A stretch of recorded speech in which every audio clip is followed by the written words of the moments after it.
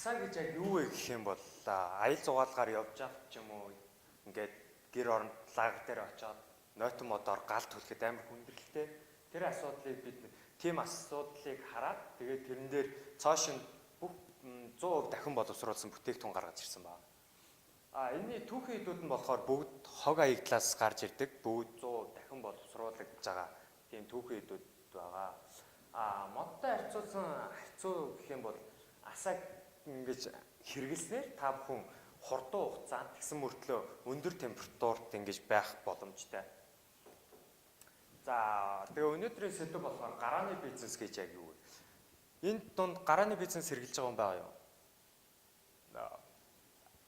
Гарааны бизнес гэх юм бол одоо хүн бүр өөрөөр ойлгох бах. Миний ойлголт гэх юм бол дөнгөж яг ингээд борлуулалтад олж байгаа тэр бизнесийг гарааны бизнес гэж хэлж ойлгож байгаа. Гарааны бизнесийг хэрэгээ эхлүүлэх вэ гэх юм бол мэдээж хамгийн түрүүнд асуудлаас эхлэх ёстой.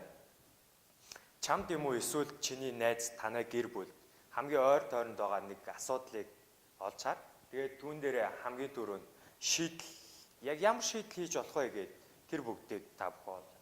Тэгээд тэр шийдлээ та бүхэн ингээд боловсруулад хэрэглээд тэгээд хэрэглэгч нар дээр тест хийж үзснээ юм. Дүн дээр бизнесээ цааш нь явуулах боломжтой болно.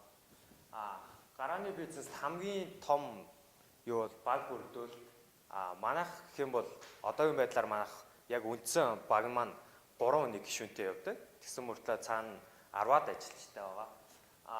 3 бага яг яаж бүрдүүлэх вэ гэх юм бол яг нэг мэрэгжлийн 3 инженерийн хүн шийдчээ тэгээд хурж би ингээд маркетингийн талаар юм ихсэн юм гэд гуруулаа таг зогсчвол тэр чи хийжээж бизнес болохгүй.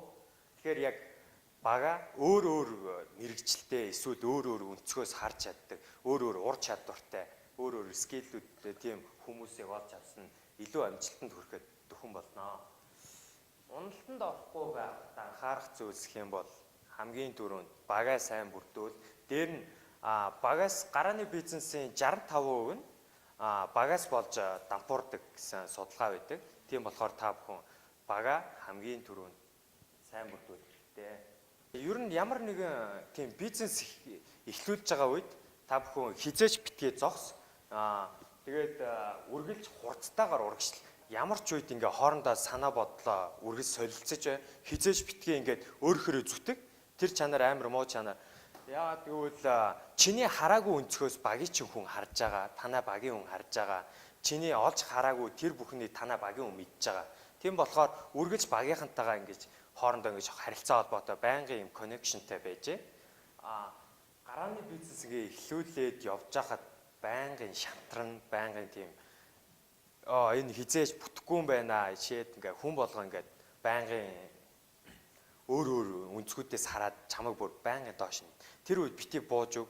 Тэгээд хүрэж байгаа зорилгынхоо төлөө үргэлж тэгээд багийнхантайгаа хамт үргэлж дээшээ дэвш ажил хөдөлмөр хизээж битгий зогс хурдтайгаар урагшил гэж хэлье. Баярлалаа.